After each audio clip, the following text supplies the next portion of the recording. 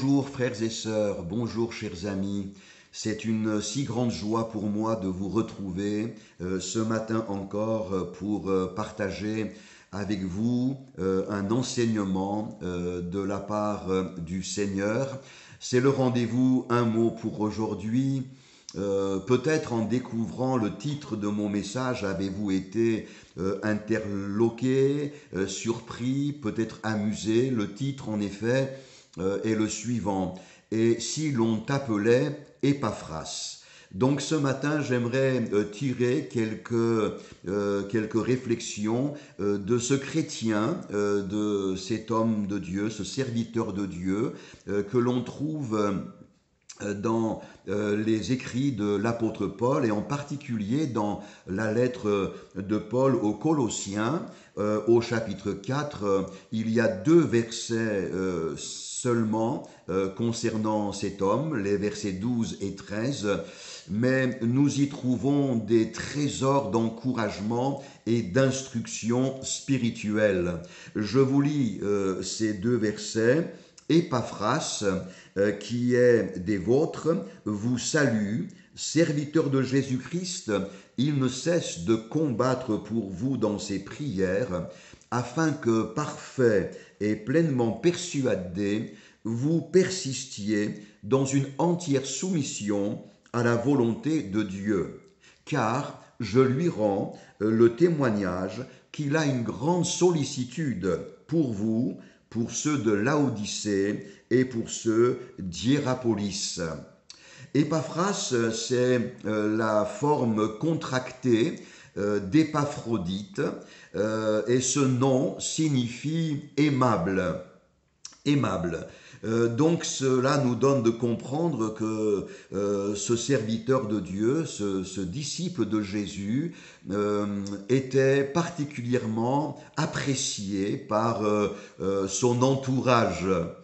Il rayonnait de sa personne quelque chose qui faisait du bien autour de lui. Il ne s'agit pas d'une amabilité, je dirais, de politesse, de bonne éducation. Non, il y avait sur cet homme quelque chose de divin.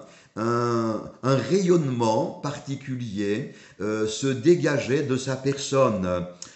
Sa personnalité était à l'image du caractère de Jésus-Christ.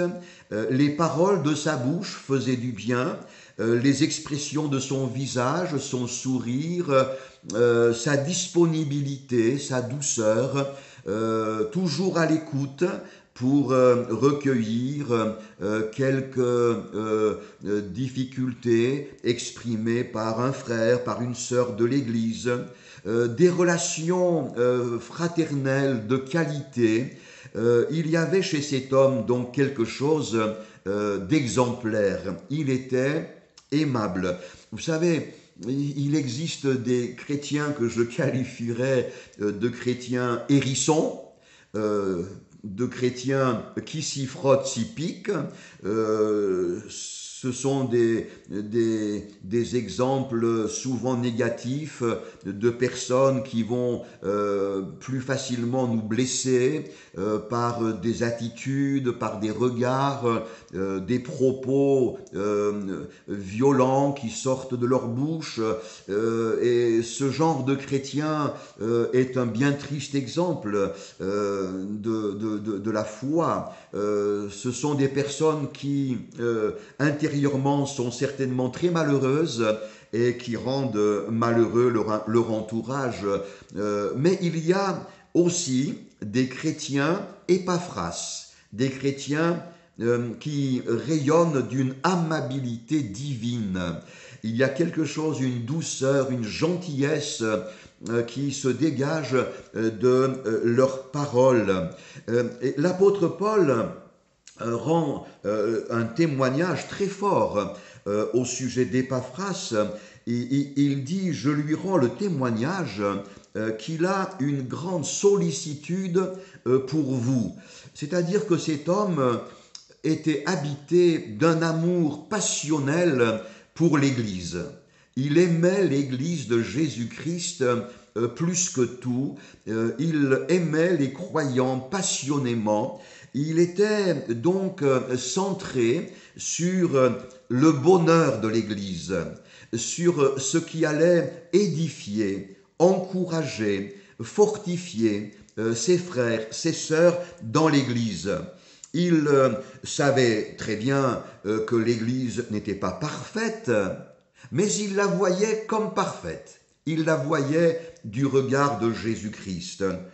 Pour lui, l'Église n'était pas un élément périphérique, c'était pas simplement un lieu de rencontre dominicale, mais je comprends en lisant ces lignes qu'Épaphras pensait à l'Église, il priait pour l'Église, il était en souci pour l'Église, 7 jours sur 7, et en permanence, l'Église de Jésus-Christ était le centre de ses affections, de ses réflexions, et aussi de prières, car l'apôtre Paul précise « Il ne cesse de combattre pour vous dans ses prières ».